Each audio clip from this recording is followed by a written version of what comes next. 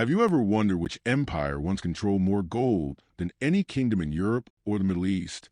What was your guess? Now hold that guess. What if I told you that this empire was right here in West Africa, and its story has been hidden for centuries? And what if I told you this empire controlled more gold than the rest of the world combined? But yet, its story is almost forgotten or misunderstood today. Welcome to the story of the Mali Empire, the true gold empire of West Africa.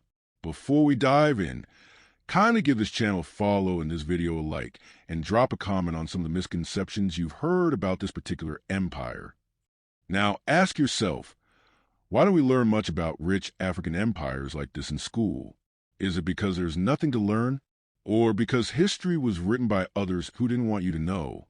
For centuries, African history was ignored, erased, or twisted. But the Mali Empire in West Africa was one of the richest and most advanced kingdoms on earth. But most people have never heard its full story about the Mali Empire. Walk with me, let's change that today. Let's start in the early 1200s, a time when the great Ghana Empire was fading. New kingdoms fought for control over West Africa's valuable resources, gold and salt. Among these rising powers was a young boy named Sundiata Keita. Sundiata was born with a disability. He couldn't walk properly at first. Many thought he'd never lead a kingdom, but he defied all odds. After years of exile and struggle, Sundiata returned to defeat the cruel sorcerer king, Semengo Kante, at the Battle of Karina in 1235.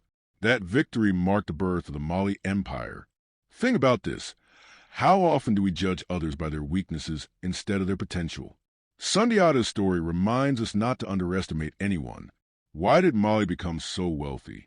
The answer lies underground and across deserts. No story about Mali is complete without Mansa Musa, who ruled from 1312 to 1337.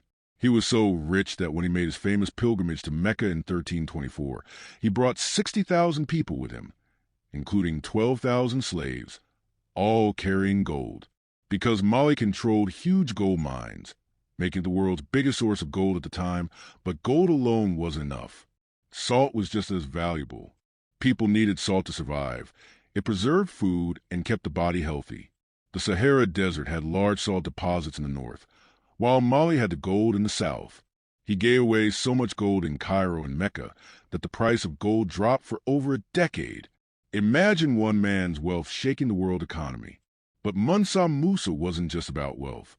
He built mosques, universities, and libraries. He made Timbuktu a world-famous center of learning. Interesting fact, some historians say the gold traded from Mali was part of the treasures of ancient Egyptian pharaohs. Mali's wealth built great cities. Niamey was a capital, while Timbuktu and Gao became centers of learning, culture, and commerce. Timbuktu especially became famous. It wasn't just a city of merchants. It was a city of scholars.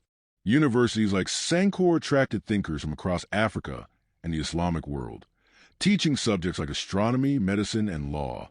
Imagine a time when Timbuktu was as important as Paris or Baghdad in the world of knowledge. Mansa Musa ruled Mali from 1312 to 1337 and is known as the richest man in history. He wasn't just wealthy, he was powerful and smart. His famous pilgrimage to Mecca in 1324 is legendary. Question: how many